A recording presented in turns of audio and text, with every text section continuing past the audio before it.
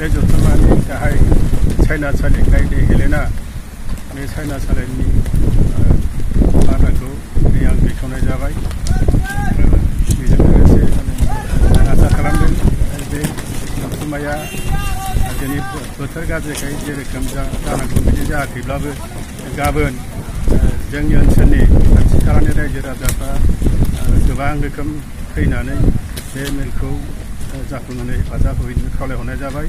लोगोसे बर' फरायसा बे जोंनि ओनसोलनि जायफोर स्कुल कलेजाव दङ बिथांमोनखौबो खावलायहरनाय जाबाय जाहाथे बिथांमोनाबो बे जथुम्मायाव बर' फरायसा आफादनि जथुम्मायाव लोगो लाफैयो आरो मोनसे एबसुनि मोनसे स्थायि पावारफोर दं बा मोनसे अबस्था दं बेखौ गोख्रोङै देखायनो थाखायबो खावलायहरनाय जाबाय जाहाथे बे आफादफोरा बर'नि हारिनि राव थुनलाइ धोरोमस्रि बेफोरनि गोख्रों रैखा खालामनायफ्राव गोबां जेरोखोम बिफाव लाबोदों बे रोखोमनो लालांबाय थानो बे ओनसोलनि रायजो राजाखौ खावलायहरनाय जाबाय।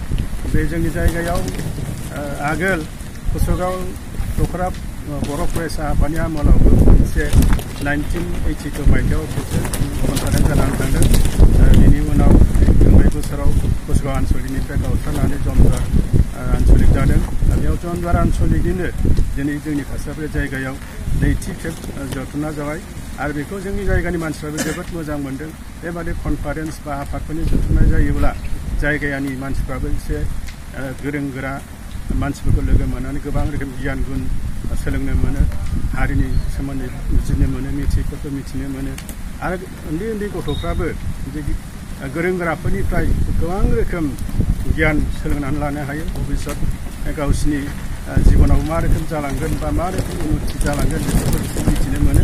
बेखायनो बेबो मोनसे उन्दै उन्दै फरायसाफोरनि थाखाय थुलुंगानाय मोनसे बिसोरखौ फोजाखांनायनि राहाबो जायो। बेनिखायनो बे जायगानि गथ'फोरखौबो बांसिनै खाथि खालानि एल.पि. स्कुल, एम.इ. स्कुल, हाइ स्कुलनि फरायसाफोरखौ आं खावलायहरनाय जाबाय जाहाथे गाबोन मोनफ्रोमबो आयदाफोराव मोनफ्रोमबो कम्पिटिसनफोराव बाहागो लायो। बिसोरनि थाखाय बारनाय, गेलेनाय, खन्थाइ आवरायनाय बिदि फिसा फिसा मोनसे प्रग्राम लानाय जादों। बेफोरावबो जाहाथे जोंनि फरायसाफ्रा बाहागो लायो बेखिनि बुंनानै